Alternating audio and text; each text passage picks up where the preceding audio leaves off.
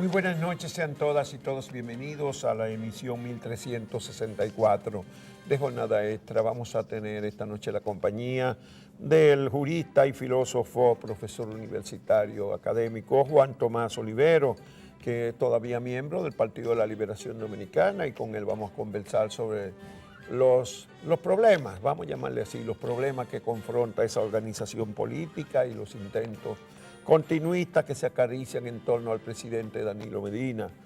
Vamos a ver dos reportes, bueno, uno de ellos que cobra una vez más actualidad, un discurso de Barack Obama explicando por qué no se podía reelegir, por qué tenía que respetar la constitución de su país.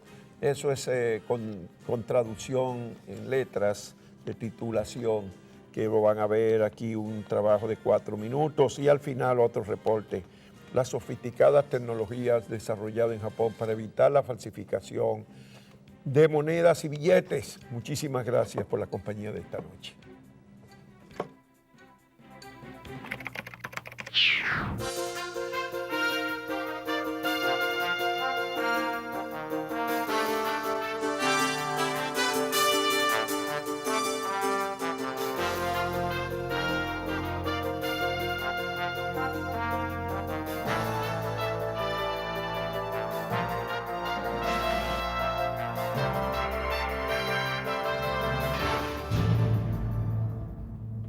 La primera entrevista concedida por el presidente Danilo Medina a un medio de comunicación en la República Dominicana generó duras críticas tanto de forma como de contenido.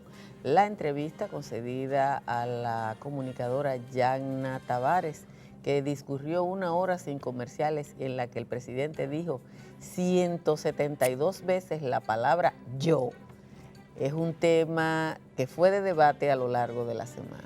Bueno, si él pretendió con eso rendir cuenta al país, se equivocó. Primero que escogió un programa que es un programa de entrevistas live, más bien semblánticas, familiares, y no de entrevistas políticas o de asuntos económicos, y se sirvió con la cuchara grande, hasta el punto que el presidente llegó a decir cosas como que la pobreza se había reducido al 25% y que ya la clase media era superior porque era el 30%, pero entre esas dos sumas dan 55%, y no se sabe para el presidente Medina dónde queda ubicado el siguiente 45% de la población. ¿Será en la clase alta? Porque está la clase pobre y la clase media da 55%, queda 45%. Pero como era una entrevista así, pues eso no se le pudo preguntar. Tampoco se le pudo preguntar cosas específicas sobre la corrupción cuando él hizo su decantamiento sobre ese tema, y otros muchos que trató a lo largo de 1 hora y 17 minutos, que pudo haber sido una gran rueda de prensa con diversidad de preguntas y de medios representados. Pero no fue así, porque los gobiernos del PLD, tanto este como su antecesor, no se han calificado por ofrecer declaraciones a la prensa, ni someterse a cuestionamientos, ni rendir cuenta de nada. Lo único que quedó con certeza de la entrevista es la superposición de la figura presidencial a la Constitución de la República, a pesar de que expresamente la Constitución Dominicana prohíbe la reelección de Danilo Medina. Este dijo que no va a ser hasta marzo que se va a referir al tema. Entre ese punto de vista y el hecho de que Yanna Tavares se había juramentado como una colaboradora del presidente Danilo Medina en su primera campaña electoral y que había hecho pronunciamientos favorables al presidente, probablemente la entrevista no cumplió con su cometido. Bueno, lo que hizo el presidente fue alborotar aún más las avispas. Después de aprobada la ley de partidos, varios funcionarios se lanzaron abiertamente a reclamar la posibilidad de reformar la Constitución o buscar algún mecanismo justificativo para que el presidente pueda reelegirse una vez más. Ese camino está bastante cerrado, no solamente por la reforma constitucional, sino el compromiso que hizo Danilo Medina en el comité político de su partido. Los 35 titulares firmaron ese acuerdo. El presidente lo hizo en el Palacio Nacional y el expresidente Leonel Fernández en su fundación, y en ese acuerdo estaba integrar la cláusula transitoria que le prohíbe específicamente a Danilo volver a ser candidato presidencial o vicepresidencial, nunca jamás, dice ese acuerdo. Y entonces pues el presidente tiene a lo interior del partido una camisa de fuerza y a nivel nacional con la Constitución tiene otra. De todas maneras, el tema dominó la semana, Altagracia. Sí, absolutamente. Pero el otro tema de la semana fueron los resultados de la encuesta de Marpen presentada por el economista Bernardo Vega, que también fue muy negativa para el presidente de la República y su gestión para el proceso que lleva la Procuraduría en el caso de Odebrecht. Virtualmente es una caída dramática del presidente de la República en el índice de favorabilidad. En el caso de las candidaturas presidenciales, esa encuesta cita un empate técnico entre Luis Abinader y Leonel Fernández. Bueno, ahí hay muchas cosas en esa encuesta, como que el lejos que queda Leonel Fernández en términos generales. También queda relegado Hipólito Mejía, asciende mucho en esa encuesta David Collado y se mantiene como una alternativa importante Luis Abinader. Esos son los resultados. 59% de los dominicanos, y eso es relevante, que dicen que ya no tienen que son partido, independientes. Son independientes. Y por otro lado, el clásico 70 y pico por ciento que dice que el país va por mal camino.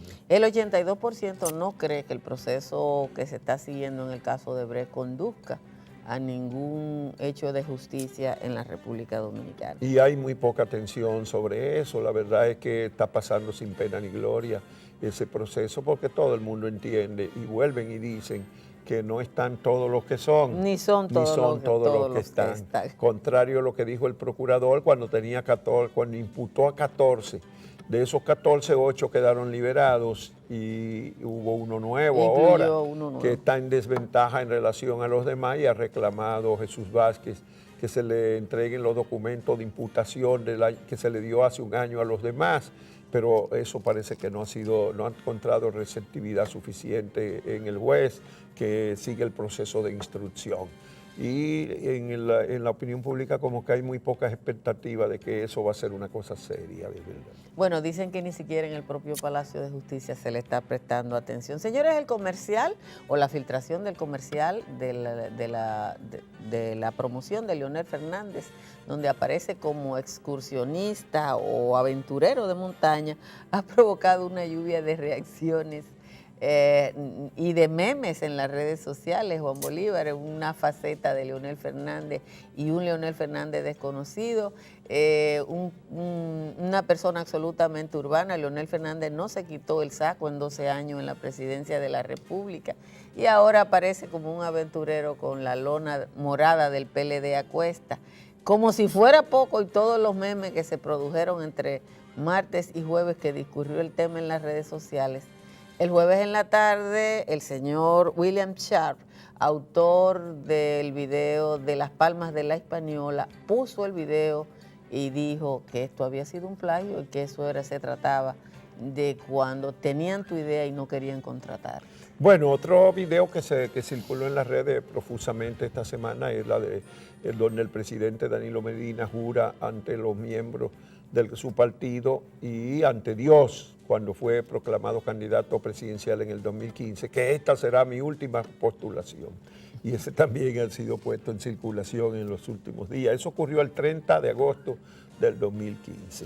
Y esta semana se le dictó prisión domiciliaria al empresario José Asilis por el caso de estafa y lavado de activos y asociación de malhechores en perjuicio de la Dirección General de Impuestos Internos por el usufructo indebido de 56 millones de pesos.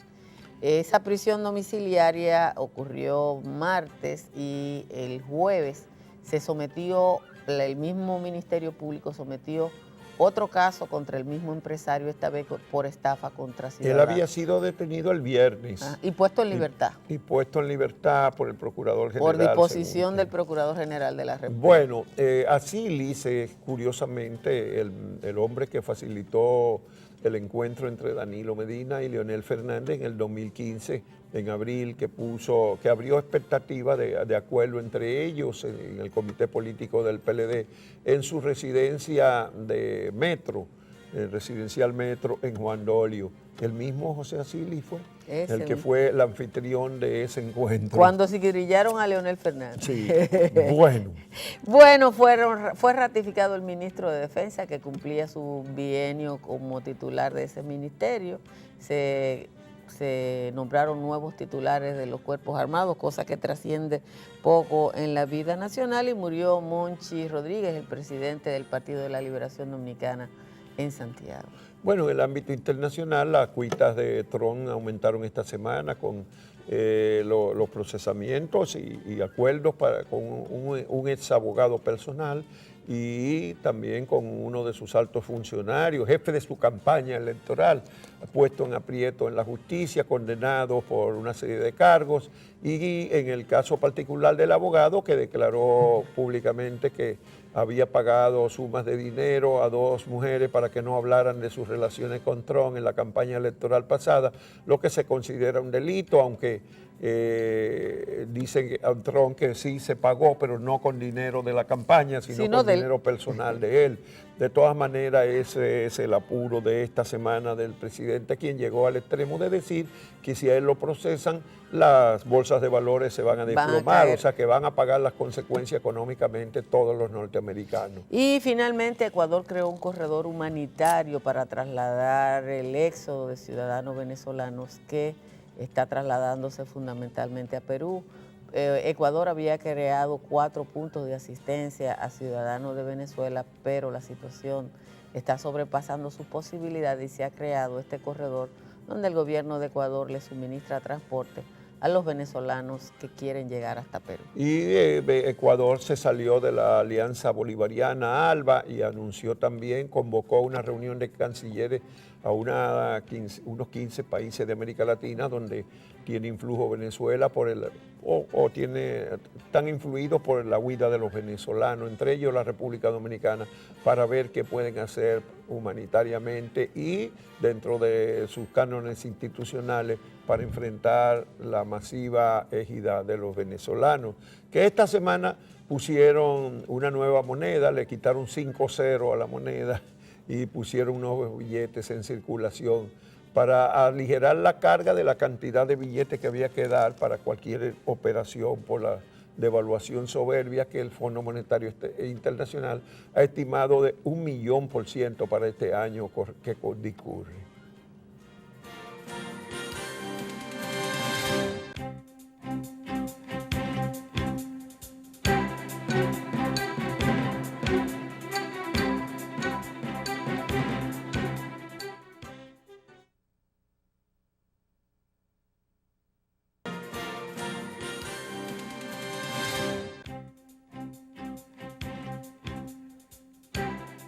Muchas gracias, Juan Tomás Olivero, por la compañía de esta noche. Juan Tomás es un destacado académico, filósofo, jurista con un máster en Sociedad Democrática y Estado de Derecho de la Universidad del País Vasco. Muchas gracias por haber aceptado nuestra invitación. Juan Tomás siempre sigue reivindicándose como miembro del Partido de la Liberación Dominicana, aunque está en la acera crítica hace ya muchos años. Sí. Y uno no entiende, yo creía como que tú ya te había, ahora con esta nueva situación del padrón electoral, tú tendrás que definir tu membresía en el PLD. Pues, mire, Juan. Porque la nueva ley de partido. La nueva ley de partido, sí, que es la nueva regla para hacer un partido. Más que una ley de partido, sí. Esto es lo que viene a decirte a ti, violando la Constitución de la República en su artículo 47 sobre la libertad de asociación y el 48 sobre la libertad, de cómo tú tienes que organizar el partido. Entonces, ¿cuál es la libertad? Yo me sigo asumiendo como PLDista y más ahora con los estatutos nuevos, porque anteriormente tú tenías que rendir cuenta de tu militancia. Rendir cuenta quiere decir lo que tú haces, lo que tú produces, a ti te evaluaban, el trabajo político, los aportes a la organización, tu integración, pues eso no se hace. El principio fundamental de los nuevos estatutos es que tú digas que eres ser dominicano y que tú digas que eres PLDista. ya con eso tú adquieres la membresía. Antes no, tú tenías que pasar por un círculo de estudio, probar la calidad y el desarrollo político, estar en un comité de base, rendir los trabajos prácticos en el partido, tener una vida partidaria integrada a ella, pero ya no, ya cualquiera y de cualquier forma se es miembro. Yo sigo manteniendo esa condición porque creo que es de los proyectos más hermosos. Si hay dos proyectos políticos, uno que es una escuela de la democracia, como lo fue el PRD, y otro que consolidó ese concepto con la disciplina y la organización que es el PLD. Y yo sigo entendiendo que a pesar del virus que destruye esa estructura en favor de que este país tuviera buenos instrumentos, todavía hay esperanza. Todavía hay esperanza, y en esos dos partidos hay gente que acrisoló una militancia, que tiene una conciencia política, que desarrolló un compromiso, que tiene que despertarlo. Bueno, Porque, ¿y cómo tú ves la perspectiva del PLD? Finalmente, pareciera que el presidente en el danilismo sigue acariciando la posibilidad de una reelección, pero uno se ve cómo. Porque hay un pacto firmado internamente y un juramento de Danilo y está en la Constitución, en un transitorio que él mismo acordó con los otros. ¿Cómo van a abrirle espacio a un continuismo? Que yo no lo entiendo, ¿no? bueno, el problema es que sobre la base de la imposición, sobre la base de la negación misma de la democracia y caminando hacia una cultura de carácter dictatorial, porque la construcción de esta última ley no es más que una expresión de la voluntad absolutista dictatorial lograda en el Congreso de la República. Es una actitud, cuando yo escribía mis artículos haciendo una analogía entre Hitler y Danilo, o el relativismo moral de esta gente que hoy te dicen una cosa y mañana otro, esa visión y esa conciencia de conseguir lo que se quiera por encima sin ningún tipo de escrúpulo. Esta semana tú escribiste un artículo que titulaste La ley de partido del danilismo con furia y sin escrúpulos. Sí, porque ellos fue con furia que lograron la ley. A cualquier costo lograron la ley. Se supone el económico. Bueno, pero ellos no lograron la ley que originalmente querían, fueron variando su posición hasta que al final lograron algo. No, pero ellos lo que dañaron los proyectos originales de leyes, contaminándola con sus intenciones y su propósito. Y eso fue lo que ellos lograron dañar lo que debió tener este país bien. Eso fue lo que ellos, no fue que ellos lograron la llamada ley posible, porque yo no entiendo en la cultura del legislador que está comprometido en términos de obligación de dar a una sociedad las reglas y las normas que le permitan una convivencia, de que vamos a ver si tenemos lo posible. No existe lo posible. Lo ideal no es, sí, lo ideal es lo que manda el derecho, el concepto de equidad, sí, el concepto de justicia, el concepto de democracia, eso es lo que manda. Entonces tú no quedaste satisfecho con la ley de partido que tiene una serie de previsiones para controlar, transparentar el gasto público, que limita las campañas electorales, preelectorales a un periodo. No, porque la parte de principio dañan todo eso que está concebido en la ley, en los proyectos originales de la Junta, del CONARE, que es la base. El proyecto hecho en el 97, en el que participó Aquino, que era el coordinador del CONARE en ese momento.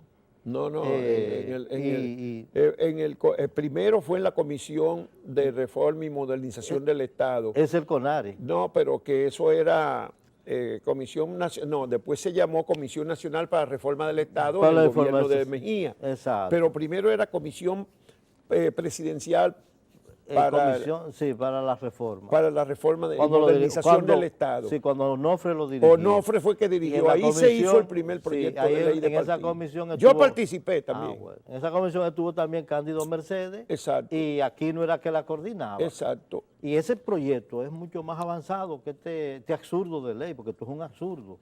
porque es que está contaminada. Yo, por ejemplo, en mi último artículo establecía que eso es totalmente contradictorio. Es decir, y yo digo que... ¿Qué es lo que es contradictorio? Oh, pero claro, es contradictorio, inconstitucional. ¿Por qué? Porque rompe la libertad de reunión. Esa ley te dice a ti cuáles son los modelos que tú puedes aplicar en las reglas de juego dentro del partido que tú estás organizando, y eso es un absurdo. Es decir, cuáles son primarias abiertas, cerradas o por encuesta. Y cuáles son los órganos de dirección, el comité central, el comité político y afines.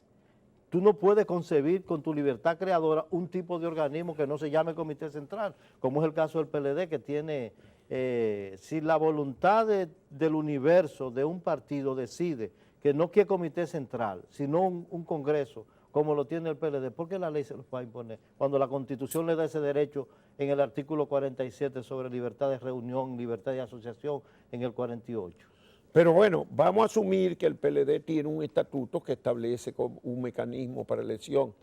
El hecho de que se haya promulgado la ley anula el estatuto. No, porque por eso yo hablaba de la famosa ley. Porque el estatuto no entra en contradicción con la ley, establece un mecanismo de los que está en la ley. De lo que está en la ley. Entonces, en consecuencia, no habría que modificar los estatutos para adecuarla a la ley. Porque porque no está en contradicción con la ley. No está en contradicción, no es contradictorio. Bueno, Aún pero hay así, otros que creen que la ley se sobrepone en cuanto que la ley le da autoridad al comité central, en este caso, para que decida él, el comité central, y entonces le pase por encima el estatuto. Sí, pero entonces te dice que en el caso de los partidos, independientemente de que ellos dicen cuáles son las estructuras que deben decidir en los partidos, esa misma ley, en el artículo 32, te habla del principio de autorregulación y el principio de sustantividad, que dice que el estatuto es la norma fundamental que rige y gobierna el partido. Entonces no son los estatutos, son los órganos de dirección.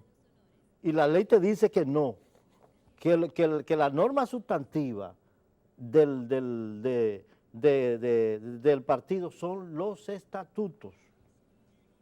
Y que hay un principio de autorregulación, que cada partido se da a sí mismo el estatuto, no el que le impone la ley, estableciéndole, parte de los estatutos es definir su poder, definir su estructura, definir las funciones de los órganos que va a tener. Bueno, y esta ley te dice a ti cuáles son, no pueden ser otros. Pero tú dices también que en el artículo 45, párrafo 1, 2 y 3, los predicados normativos de la ley quedan cercenados por la imposición establecida en esos artículos. Claro, porque cuando usted coge, por ejemplo, que es el párrafo 1 y 3. Lo que hay es una contradicción. Hay muchas contradicciones en la ley, es antinómica, por eso yo digo que es una ley antinómica que está llena de contradicciones. Porque en esos artículos reafirma la autonomía del partido y la autonomía de su estatuto, que al fin de cuentas es lo fundamental. Si usted en el 45 y en el 1 y 2 le dice cómo tiene que hacer la cosa,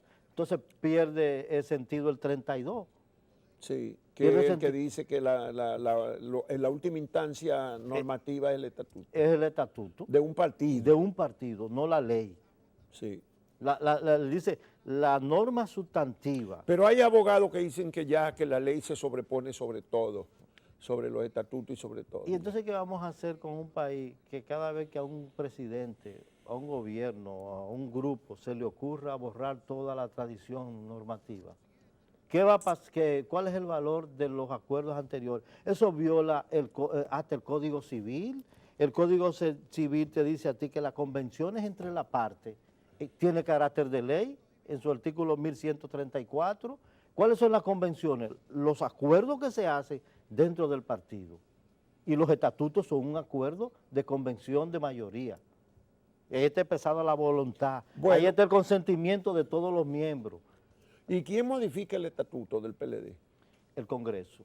El Congreso. Si hay posibilidad de modificar. 10, 11 y 12. El 10 le da la capacidad de convocar al Congreso, que solo es el único que define los estatutos, pero no solo eso, todas las decisiones estratégicas. Pero del entonces, partido. Juan Tomás, tú eres un filósofo y manejas esas contradicciones. Si establece el estatuto que es con el padrón propio del partido que se elige, se puede modificar el estatuto, ¿verdad? Sí. Entonces sí se puede modificar para que el estatuto diga que puede ser con el padrón interno o el externo. Ahí sí no habría problema. Pero la ley no te dice cómo modificar los estatutos. No, pero el estatuto sí dice cómo se modifica. Es decir, Entonces tú puedes modificar el estatuto y no es que esté obligado, pero puedes hacerlo. Se puede hacer. Pero Para darle legitimidad a que sea el padrón abierto. Pero fíjese que lo que ellos han tratado de vender es que en el caso del PLD, porque el enfoque ha estado en el caso del PLD. Sí, porque además... Ya hipotéticamente el PRD resolvió su problema, se adecuó a la ley, según Miguel.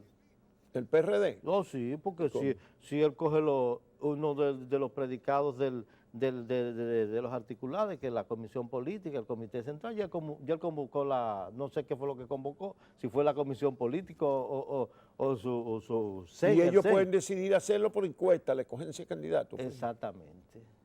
Y ahí no dice cómo, ni quién sería la encuesta. La Junta tendrá que establecer un reglamento para las encuestas. Exacto.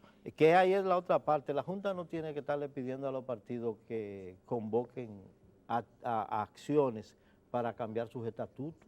La Junta lo que tiene que asumir es la naturaleza de cada partido y lo que está prescrito en las normas estatutarias de ese partido y organizar las elecciones. Hoy si en el PLD se decide que no se va a tocar eso, o en el PRM se decide que no se va a tocar eso, hay que convocar obligado. Bueno, pero la perspectiva del presidente y de su posibilidad de reelegirse dentro de un PLD que tiene a Leonel Fernández corriendo con mucha fuerza, porque hay que reconocer que él tiene, debe mantener en tu partido él mucha fuerza, porque él fue el que hizo gente a muchos PLDistas, lo hizo rico, millonario, se le dio empleo, le puso sus hijos en el extranjero. De los 12 años que él estuvo, Danilo fue 6, su ministro de la presidencia. También, sí. Su ministro de la presidencia y el que armaba los gobiernos. La mitad. Él era el que armaba los gobiernos. La mitad del periodo de Leonel. Claro, la mitad. Estuvo hasta el momento que lo venció el Estado. Bueno, pero ¿se podrá conseguir eso, Danilo Medina, la reelección? No hay manera. La repostulación primero. Es que hay unos límites, Juan. Yo creo que ya se está pasando los límites. ¿Qué se va a hacer con ese transitorio, el 20º transitorio de la Constitución? Bueno, dicen que pueden declararlo a través del Tribunal Constitucional, declarar que eso viola el derecho del presidente. Ya se ha hecho eso en Nicaragua y se hizo en Bolivia, y además aquí el otro día se inventaron que un congreso de la Federación Interamericana de Abogados que sesionó aquí había aprobado una resolución diciendo que era de violatorio de derecho, y después los ejecutivos de esa Asociación Interamericana de Abogados tuvieron que desmentir y dijeron que nunca se había tratado eso. Pero aquí se publicó una resolución diciendo... Porque es sobre la base de la manipulación, como se ha sobrevivido en este gobierno. Yo fui al evento de la puesta en circulación, que yo escribí en Vanguardia del Pueblo.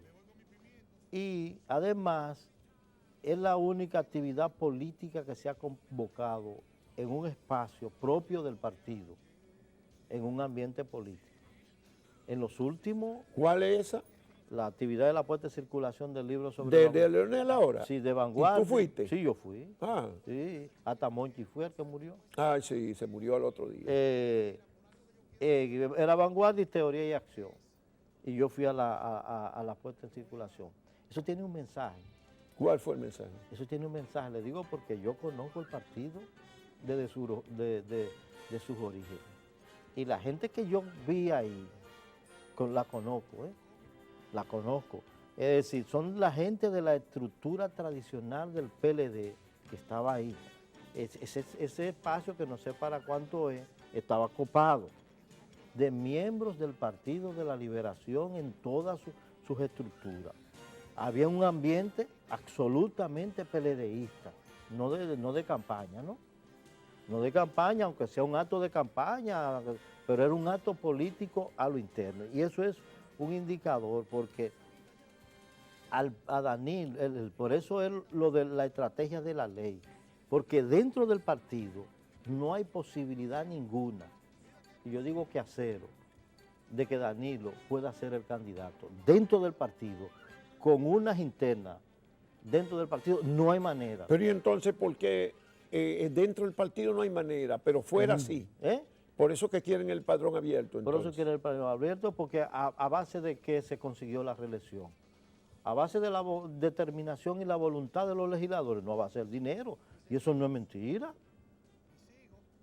Pero un presidente que da una gratitud a un hombre que va con unos grilletes para Brasil y dice que fue su jefe de campaña, vinculado a todos los sistemas de corrupción política en América Latina, y se mantiene igual, y va a una reelección, y revuelve a una reelección, con todo el lastre de Punta Catalina, Odebrecht y todas las otras cosas, Junior Ramírez, y un país que la deuda crece, como el famoso anuncio de los espaguetis, crece, Milano, ¿no?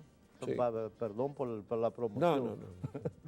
Bueno, en definitiva, ¿quién tú crees que va a ser el candidato del PLD para la próxima campaña? Es que el candidato va a ser Leonel. Leonel. No hay ninguno de los otros. De los otros ninguno. Y él lo sabe. Y Danilo no lo puede apoyar abiertamente, fuertemente. Y él lo sabe. Y entre ellos se habla por qué. Porque en el Partido de la Liberación Dominicana, como candidato político, solo dos han tenido propuesta país, que son Danilo y Leonel. Búsquenle una propuesta país a Reinaldo, a Amarante Baré, y el otro que se quedó en la gatera, como dice uno, que estaba llamado potencialmente también a desarrollar ese mismo perfil, era José Tomás Pérez, pero salió totalmente del escenario. Ese era el triángulo sobre el que estaba montando, después que desaparecieron los Euclides, los Noye Botello, los Felucho Jiménez, el que fue vicepresidente, Mirabal. Después que desaparecieron esa figura, quedaban tres figuras, José Tomás, Danilo y Leonel.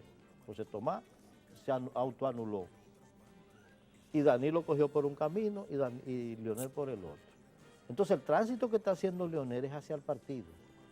Bueno, pero los danilistas juegan a que con el padrón abierto tienen más posibilidades de derrotar a Leonel con cualquiera de esos candidatos, que utilizando los recursos del Estado. Los recursos del Estado.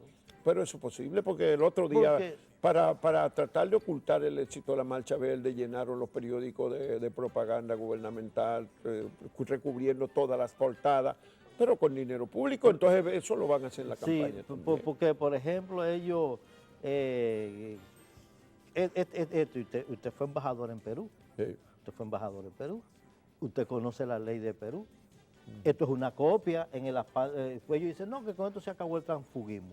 Ajá, pero esa ley de partido de Perú, es verdad que destruye el transfugismo, que es de donde viene, de donde se copia a través de la jurisprudencia latinoamericana, se copia de la ley de Perú.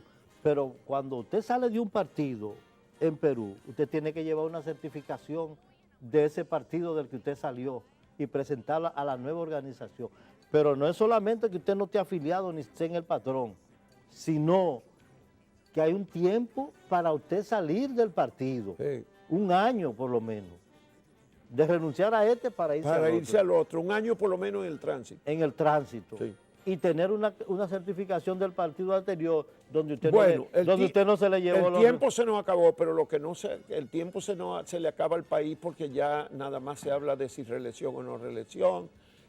Faltan todavía 1 año y 8 meses para las presidenciales, y 9 meses, aunque ya para la de febrero faltan apenas 15 meses. Sí. Yo entiendo que ellos van... 16 meses. Sí, que hasta última hora ellos van a mantener su proyecto de reelección. El proyecto de reelección augura la expectativa y la esperanza de la destrucción de un candidato que pueda competir con él. Por eso la descalificación, el descrédito, el obstáculo, la dificultad, ese modelo de legislar, el irlo anulando, ir aislando al probable candidato va a ser el mecanismo de aquí a esa época. Entonces, todo el conflicto interno del PLD, que Juan Bosch decía antes que el PRD quería que era el país, ahora es el PLD el que cree que es el país, y que su conflicto es el conflicto de un problema político nacional, no un conflicto de un partido, se va a mantener. Pero yo no creo que hay manera lógica, racional, de que Danilo pueda volver. Y si Danilo se impone, que se divide el PLD, ¿tú crees que se divida? Y no solamente el PLD, aquí va a haber una crisis nacional.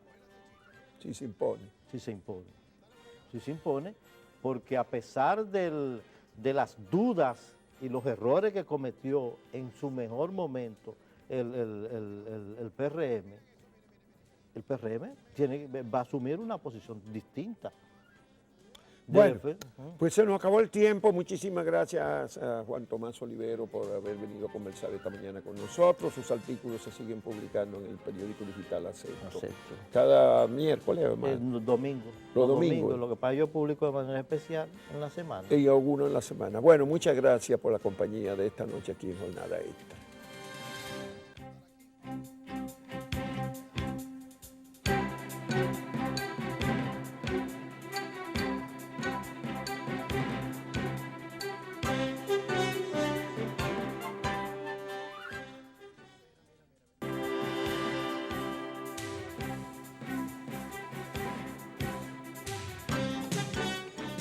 Uno de los grandes problemas de algunos países y de la economía mundial está asociada a la falsificación de billetes y monedas. En Japón se ha desarrollado una alta tecnología para enfrentar esto. Con este trabajo despedimos esta edición de Jornada Extra. Nos encontramos de nuevo el próximo domingo.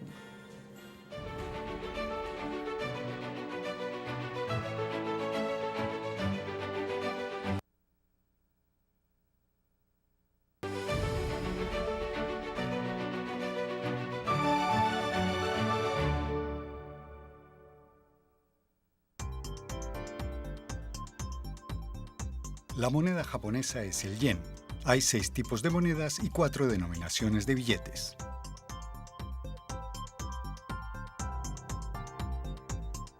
Cuando la luz atraviesa la parte blanca del centro de este billete, se puede ver una réplica oculta del retrato principal. Esta es solo una de las muchas y singulares medidas antifalsificación usadas en la moneda japonesa. Veamos ahora el proceso de manufactura. La elaboración de un billete empieza con su diseño. Este trabajo lo elaboran diseñadores especialistas en billetes y grabadores. Usando pinceles muy finos, crean una imagen de gran detalle y complejidad. Esto luego se graba en una placa de cobre que se usará para imprimir. Las líneas talladas son muy finas y en 1 milímetro pueden caber 10 o más. Antes que nada, los billetes deben ser funcionales y fáciles de usar. Pero también nosotros nos esforzamos mucho en crear diseños que sean equilibrados y de buena apariencia. En el siguiente proceso se imprimen los billetes. Para la tinta también se usan técnicas especiales. Es una mezcla muy densa y las líneas sobresalen en relieve. Esta técnica, llamada impresión de hueco grabado, permite que el diseño sea reconocido solo con el tacto. Las marcas táctiles especiales impresas en la esquina de cada billete tienen diferentes formas para que las personas invidentes puedan saber de forma inmediata el valor. Las tecnologías más importantes en la manufactura de moneda son las que previenen las falsificaciones. Para hacerlas más difíciles de imitar, muchas de las impresiones de las líneas del diseño de un billete son más finas que un cabello humano. El nombre del Banco Central de Japón está impreso en letras que solo se pueden ver con una lupa. Estos diseños son imposibles de reproducir sin una sofisticada tecnología de impresión. Las técnicas de microimpresión que producen efectos invisibles al ojo desnudo son muy efectivas contra las falsificaciones. El borde de la moneda de más valor, la de 500 yenes, tiene unas ranuras que se tallan con un diseño helicoidal. Esto hace que sea mucho más difícil de imitar. Las monedas anteriores tenían ranuras verticales que son más fáciles de grabar. La Casa de la Moneda de Japón desarrolló el primer método del mundo para la producción en masa de monedas usando el fresado helicoidal. Esta avanzada tecnología está patentada en todo el mundo. Los desarrollos tecnológicos se incorporan tan pronto como es posible. En los billetes de 10 y de 5.000 yenes se usan hologramas. Cuando se inclina el billete, el color y el diseño del holograma cambian. Al inclinar el billete de forma vertical, aparece la palabra Nippon o Japón.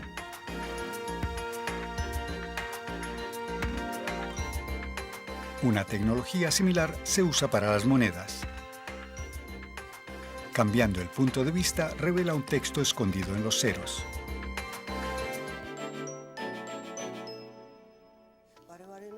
Hacer uno de nuestros productos requiere una combinación de tecnologías y habilidades de muchos especialistas diferentes.